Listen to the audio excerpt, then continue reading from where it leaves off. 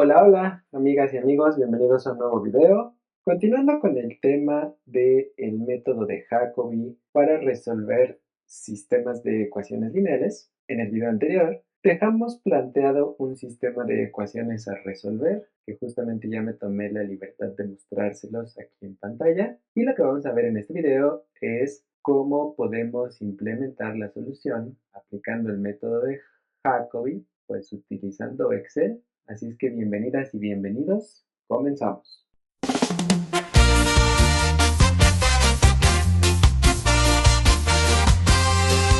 Si se dan cuenta, ya me tomé la libertad de escribir aquí el sistema de ecuaciones y de este lado lo que hice fue escribir cada una de las variables despejadas de su respectiva ecuación. Bueno, pues lo primero que vamos a hacer es que vamos a escribir aquí abajo la matriz de coeficientes. Entonces vamos a poner matriz de coeficientes y pues vamos a escribirlos, ¿no? A partir de nuestro sistema tenemos un 3, un menos 1, un menos 1. Por acá tenemos menos 1, tenemos 3 y tenemos 1. Y por acá abajo tenemos 2, tenemos un 1 y tenemos un 4.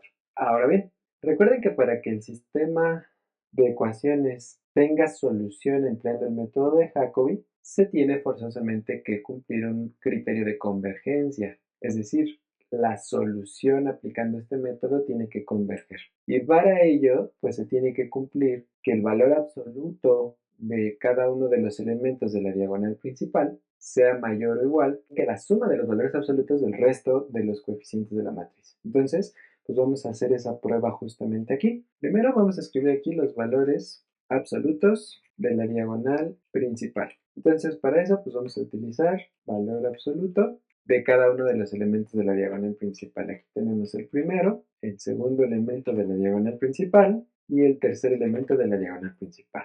Listo. Luego, pues recuerden que lo que se busca justamente es la suma, vamos a poner la suma de los demás elementos de la matriz, es decir, los que no están en la diagonal principal. Entonces, pues para eso vamos a poner suma del valor absoluto de cada uno del resto de los elementos. Entonces, para el primer elemento de la diagonal principal, pues es la suma de los valores absolutos de sus compañeros de renglón. Aquí lo tenemos. Para el siguiente, suma del valor absoluto, ahora sería este elemento de aquí y su compañero de renglón. Y finalmente, el último elemento sería este de aquí y este de por aquí. Y listo. Y ahora sí, pues vamos a hacer la prueba de que sí se cumple el criterio de convergencia. Entonces vamos a poner aquí criterio de convergencia. ¿Qué busco yo en este criterio de convergencia? Pues fíjense, para eso vamos a utilizar la función si. La función si, pues justamente lo que hace es una condicional. Verifica que se cumpla alguna condición. Entonces necesitamos meter primero que nada una prueba lógica,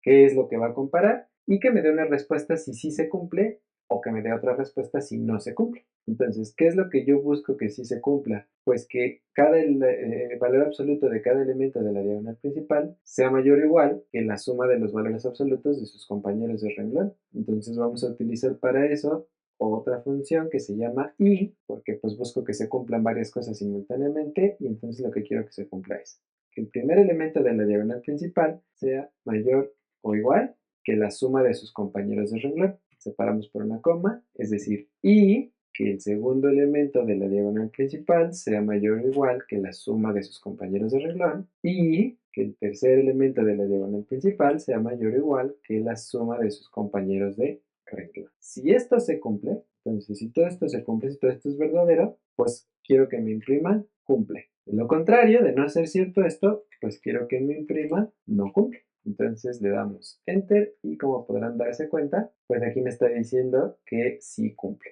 Si yo modificara, por ejemplo, alguno de estos valores, por ejemplo, si este coeficiente yo le pusiera 10, pues evidentemente ahí ya me dice que no cumple. ¿Por qué no cumple? Porque la suma de los valores absolutos de estos dos me va a dar como resultado 11.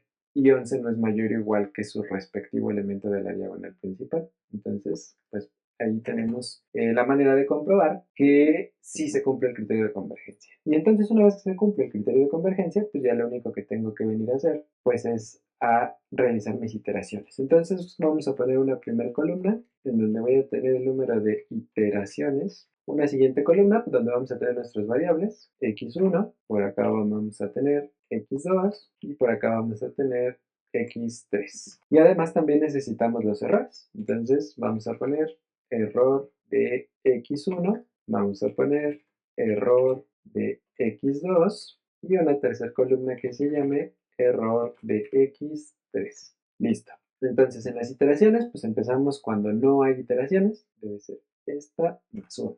Ahora sí, ahí estamos. No vamos a hacer ahorita por lo pronto hasta 10 iteraciones. Luego, cuando no tenemos ninguna iteración, pues nosotros tenemos que asignar un valor inicial. Habitualmente lo que hace pues es asignarle 0 a todas. No importa porque conforme vaya avanzando el cálculo, pues solito se va a ir ajustando los siguientes valores. Entonces ahora sí, ¿cómo hago la siguiente iteración?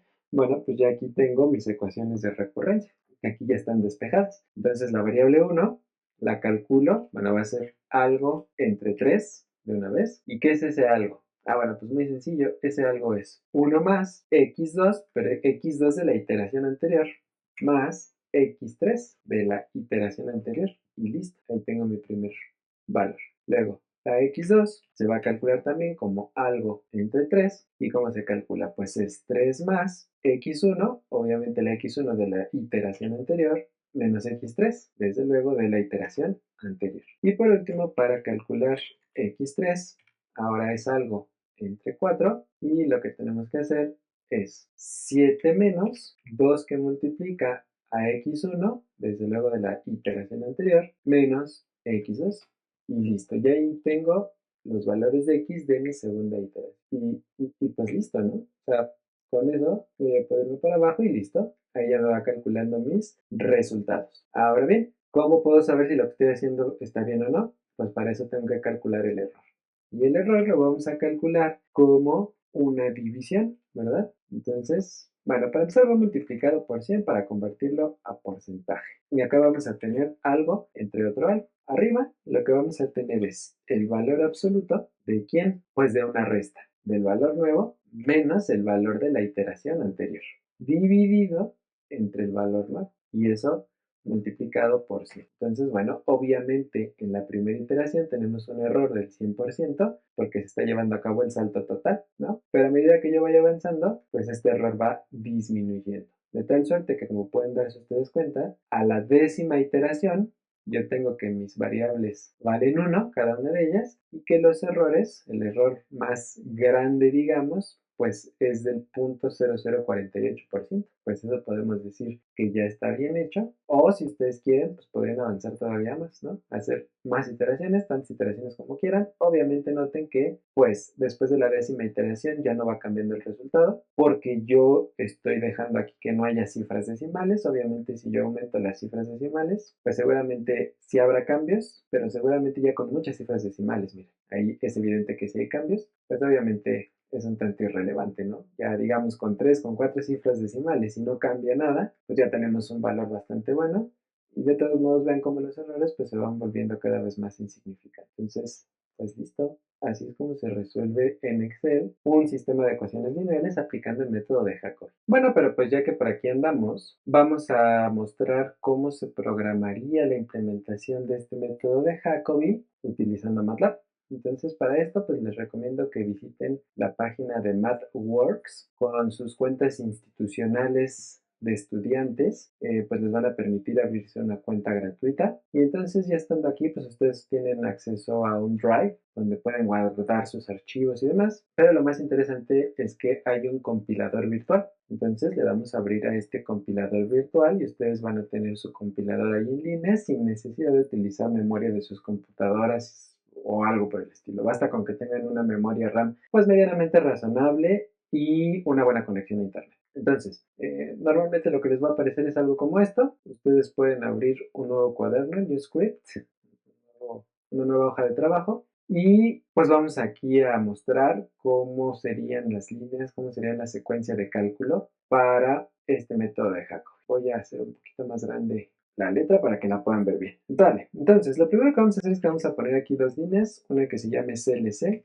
y otra que se llame Clear All. Estas dos líneas sirven la primera para que cada que ejecuten ustedes su programa, el CLC lo que hace es limpiar el command window, es decir, todas las salidas de información que me arroje mi programa, Y el clear all lo que hace es borrar el workspace. Workspace lo que hace es que va guardando todas las variables que ustedes vayan ejecutando en el sistema. Pues comencemos por asegurarnos de que se cumplen los criterios de convergencia. Pues primero vamos a vaciar la matriz. La matriz de coeficientes, que serían 3, menos 1, menos 1. Aquí vale la pena decir que MATLAB, para recibir una matriz, pues solamente tengo que separar cada elemento con un espacio. Sin embargo, para separar un renglón de otro, sí tengo que escribir punto. El segundo renglón sería menos 1, 3 y 1, punto y coma. Y mi último renglón sería 2, 1 y 4. Si nosotros ejecutamos ahorita así tal cual como está, bueno, obviamente primero va a pedir que lo guardemos, guarden su archivo, lo que sea, y noten cómo en el command window, pues ya les arroja la matriz que nosotros estamos ingresando. ¿Ok? Continuemos. Para que no me esté imprimiendo esta matriz cada que yo ejecute mi programa, ponemos un punto y coma después de dicha matriz. Esto pues nada más para que mi command window no se me sature allí de tantos valores y pues digamos de algún modo me estorbe la visibilidad.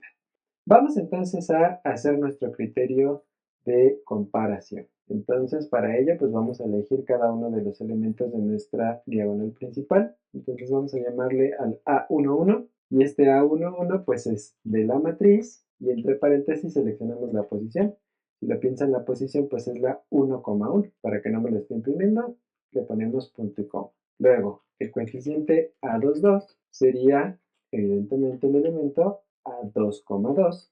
El A33, ¿verdad? Pues sería el A3,3. Listo, ahí tenemos ya seleccionados nuestros tres elementos de la diagonal principal. Luego vamos por las sumas de los elementos que los acompañan. Entonces vamos a llamarle el A1n, es decir, la suma de todos los elementos del primer renglón que no sean el elemento de la diagonal principal. Entonces para eso pues vamos a escribir valor absoluto, ABS, y aquí adentro vamos a sumar dichos elementos. Entonces, ¿qué vamos a sumar? Pues vamos a sumar el A12 más el A13 más el valor absoluto del coeficiente A13. Listo. Ponemos punto y coma para que no me lo esté imprimiendo cada vez que yo ejecute mi código.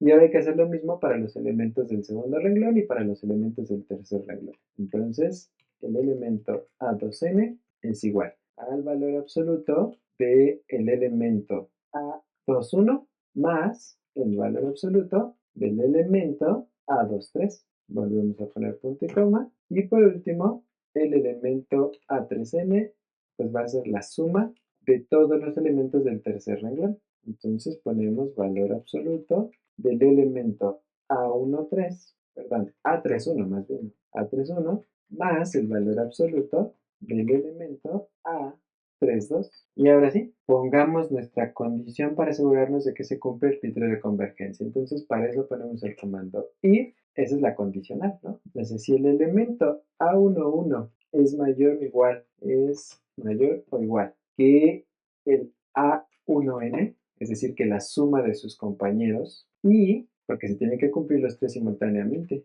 A22 es mayor o igual que A2n y A33 es mayor o igual que A3n. Entonces, si esto se cumple, vamos a pedirle que me imprima, para eso utilizamos el comando display, bueno, disp, y entre apóstrofes, pues que me imprima cumple. De lo contrario, else, pues vamos a pedirle que me imprima no cumple. Y finalizamos con un end para cerrar esta condicional. Pues ahora vamos a ejecutarlo hasta allí para asegurarnos de que todo anda funcionando bien. Ejecutamos y listo. Si se dan cuenta, ya me imprimió por aquí abajo que sí cumple.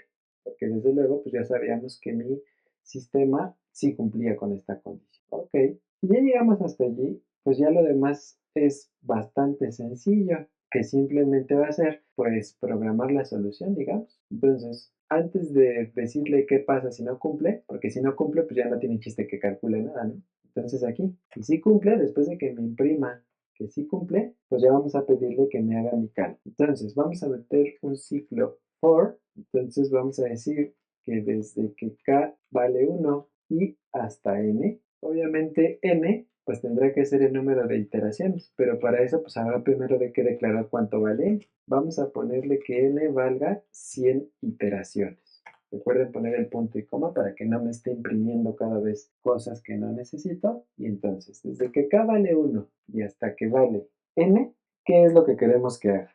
Pues primero que me vaya guardando las iteraciones. ¿Qué les parece? Entonces vamos a definir una nueva variable que se va a llamar i, que va a ser un vector con k columnas, perdón, con k renglones y una columna, desde luego. Y pues que eso simplemente sea el valor de k.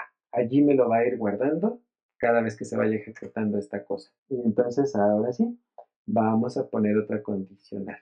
If si k es igual a 1, es decir, si estamos en el inicio del ciclo, pues lo que necesito es que me declare mis variables iniciales, ¿no? ¿Cuáles son estas variables iniciales? Bueno, pues vamos a tener una x que va a ser la x1, entonces sería la x1,1 y pues que esta x1 sea igual a 0. Luego que la x1,2 también valga 0 y que la x1,3 desde luego también valga 0. Listo. Ahí ya tengo mis valores iniciales, ¿no? Entonces cuando k vale 1, si k vale 1, a cada una de mis x asignarles valores de 0. Esta es la primera iteración. De lo contrario, vamos a poner por aquí else, es decir, si k no vale 1, si k es cualquier otro valor diferente de 1, pues entonces ya calcúlame cada una de mis x. ¿Cómo se calculaban las x? Bueno, pues para cada valor de k, x1, ¿cómo se calculaba, amigos? Pues ya lo teníamos despejado, si se acuerdan, ¿no? Ya teníamos nuestro despeje. Entonces, esta x1 se calculaba, se calculaba como la división de algo. Y recuerden siempre al final poner puntos y comas, ¿no? Para que no me esté imprimiendo ahí cosas a cada rato. Entonces, la primera era 1 más x1, pero ojo, aquí situación muy importante, es la x de la iteración anterior. Entonces, como estamos en la iteración k, pues esta se tiene que calcular con la iteración k-1. Entonces, por ejemplo, cuando k vale 2, pues aquí estoy calculando la x1 de la segunda iteración y acá lo voy a poner con k-1. Es decir, 2 menos 1, pues voy a utilizar el valor de la iteración 1, que ese por cierto, por ejemplo, pues son las iniciales, ¿no? Y bueno, aquí queremos que sea x2 más x de la iteración anterior, es decir, k-1, pero aquí queremos que nos ponga la x3. Y todo esto iba dividido entre 3. Listo, ya tenemos nuestra primera x. Ahora vámonos con la segunda x. La segunda x sería la k,2 y nuevamente se calcula como la división de algo entre algo y ese algo, ¿a qué es igual? Pues es 3 más x de la iteración anterior, pero es la x1, menos x, desde luego de la iteración anterior, pero es la x3. Y todo esto va dividido nuevamente entre 3. Listo, vámonos por nuestro cálculo de la última x, sería la xk,3. Nuevamente la calculamos como la división de algo entre algo, y esta se calculaba como 7 menos 2 que multiplica a x de la iteración anterior, pero es la x1, menos x de la iteración anterior, pero se trata de la x2. Y todo va dividido entre 4. Listo. Ahí ya tenemos calculadas cada una de nuestras casas. Pero ahora si lo piensan, pues necesitamos calcular los errores. Voy a dejar aquí en doble espacio para que no se vea tan encimado. Entonces, pues podemos calcular, si les parece, el error 1, por ejemplo. Nuevamente, pues también tiene que ser un vector de k renglones y una columna. ¿Y cómo se calcula el error? Pues acuérdense que es el valor absoluto de algo entre otro algo, ¿no? Déjenme entonces abrir un paréntesis extra aquí. Lo cerramos acá y lo dividimos entre algo.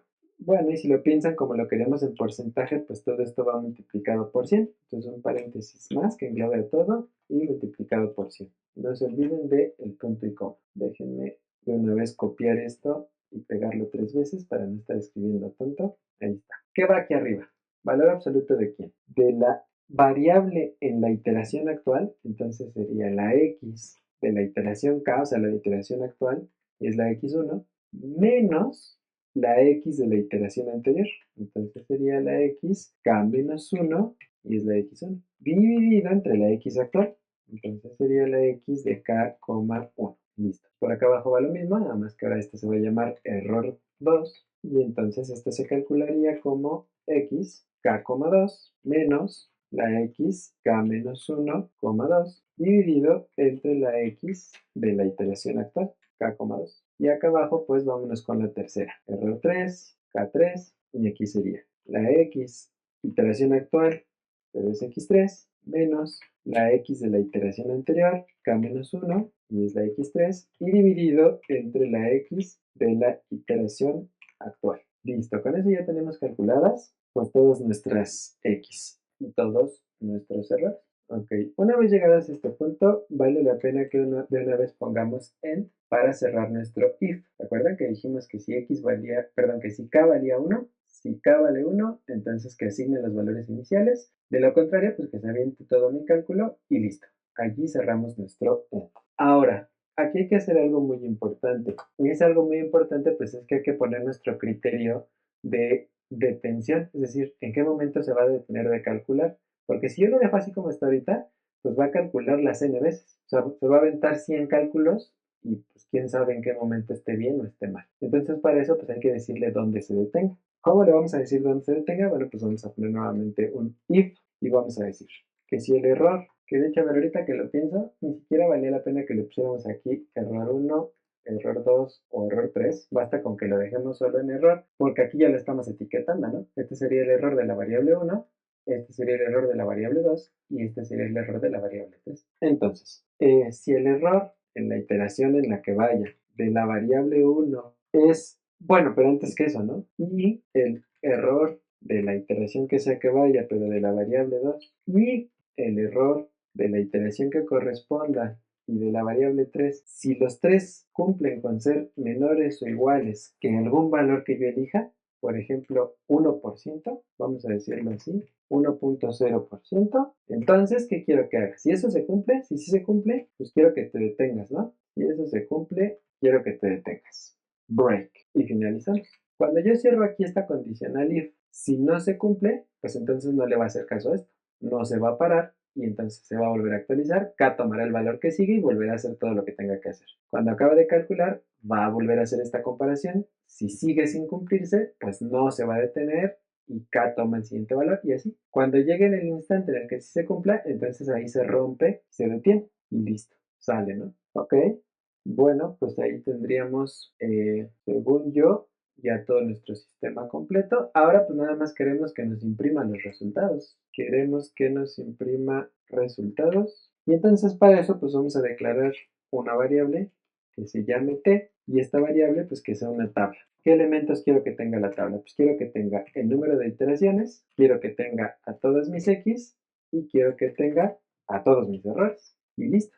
A esto ya no le ponemos punto y coma porque eso sí quiere que me lo imprima, sí quiero que me lo imprima, ¿no? Entonces, pues le echamos super sin nada y ejecutamos. Ok, entonces noten que aquí al ejecutar, pues ya me está mandando un error. Estoy diciendo que estoy usando una palabra ilegal, reservada.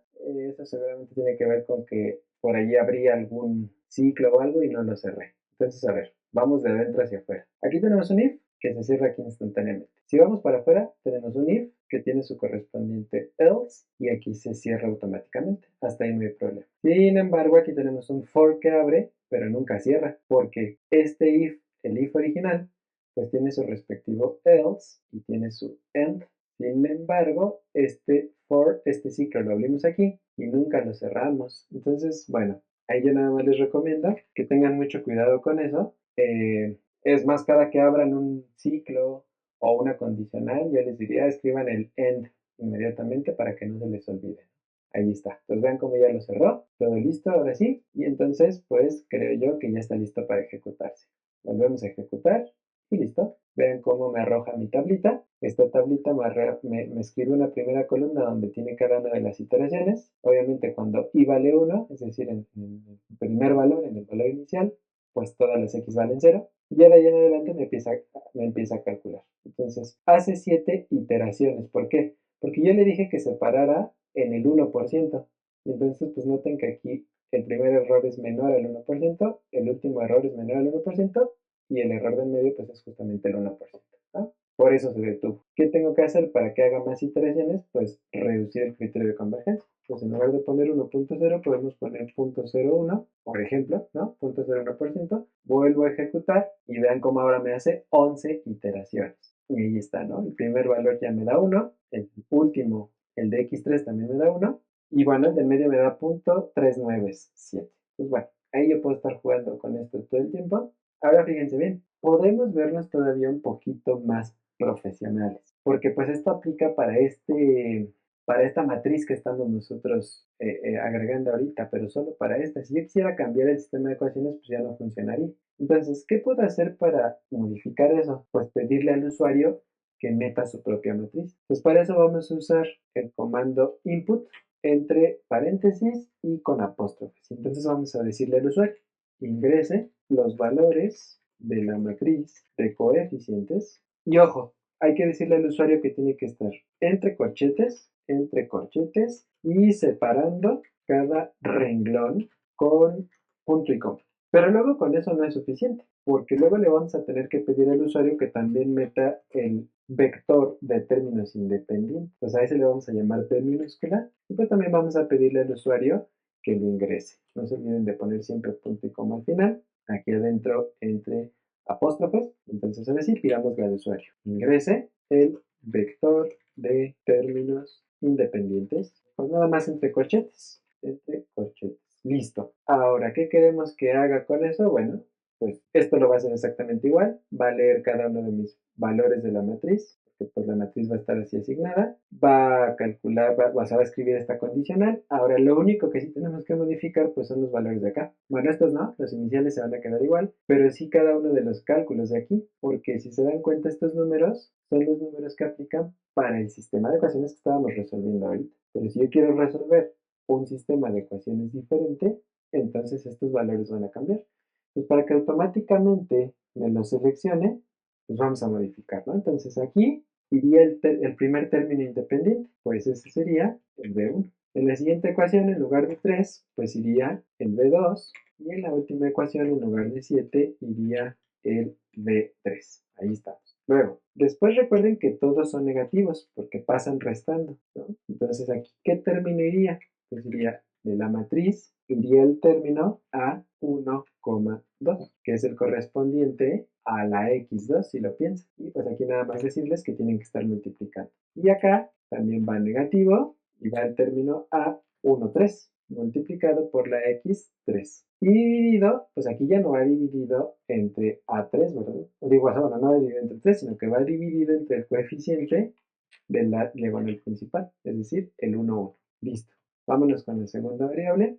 Ya le metimos aquí el término independiente, que es el B2. Pues ahora hay que modificar lo siguiente. Ahora sería menos el término de la matriz, ahora sería el segundo renglón, primera columna, multiplicado por la x1, menos, ahora aquí iría el término 2,3, multiplicado por la x3 y dividido, pues entre el coeficiente a22. Y el último, ya metimos nuestro término independiente, que es B3, menos, pues aquí en lugar de 2, va el coeficiente 3,1 multiplicado por la x1, menos el coeficiente 3,2 multiplicado por la x2 y dividido entre el correspondiente término de la diagonal principal, que sería el A3. Y listo, amigas y amigos, con eso ya solito se va a resolver esta cosa, observen. Entonces, cuando yo ejecute, vámonos por acá abajo, y acá abajo lo que me está diciendo es, ingrese los valores de la matriz de coeficientes entre corchetes y separando cada renglón con punto y coma. Entonces venimos por acá y pues vamos a hacer lo que nos pide.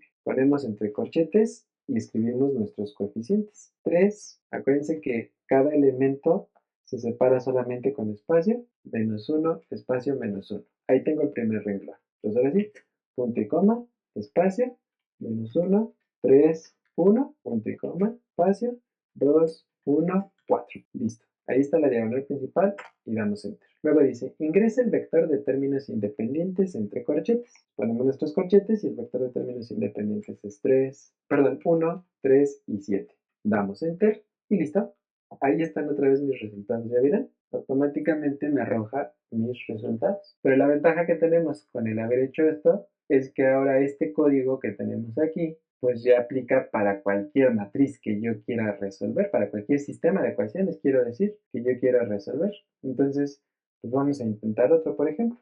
Si yo quisiera resolver este sistema de ecuaciones que les aparece en pantalla, pues ejecuto mi código, abro y cierro corchete e ingreso los elementos de la matriz. el primer elemento es 25, menos 0.9, menos 0.3. Separamos con punto y coma.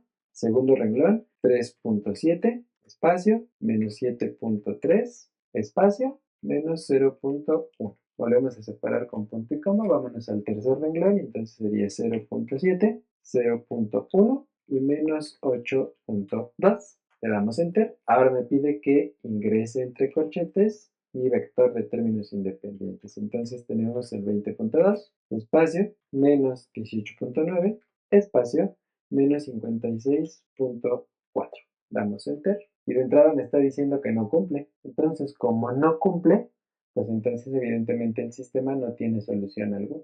Bueno, ojo, no tiene solución por este método, ¿eh? No aplica este método porque no se cumple el criterio de convergencia. Y obviamente por acá me dice que ya no reconoce la función x. ¿Por qué? Pues porque ya no se aventó ningún cálculo, y al no aventarse ningún cálculo, pues ya no me arroja ningún resultado. A ver, respecto de por qué no cumple, pues regresamos a nuestro código y tenemos un pequeño error. El pequeño error es que el criterio de convergencia dice que el valor absoluto de los elementos de la diagonal principal tiene que ser mayor o igual que la suma de los valores absolutos de sus compañeros de renglón. Y aquí se nos olvidó, desde luego, pues calcular el valor absoluto de cada uno de los elementos de la diagonal principal. En el sistema de ecuaciones anterior sí cumplió, porque pues de hecho todos los elementos de esa diagonal principal son positivos. Aquí ya no cumple porque tenemos dos elementos de la diagonal principal que son negativos. Vamos a corregir, vamos a poner por aquí valor absoluto, abrimos y cerramos, por acá también ponemos valor absoluto y finalmente por acá abajo también ponemos valor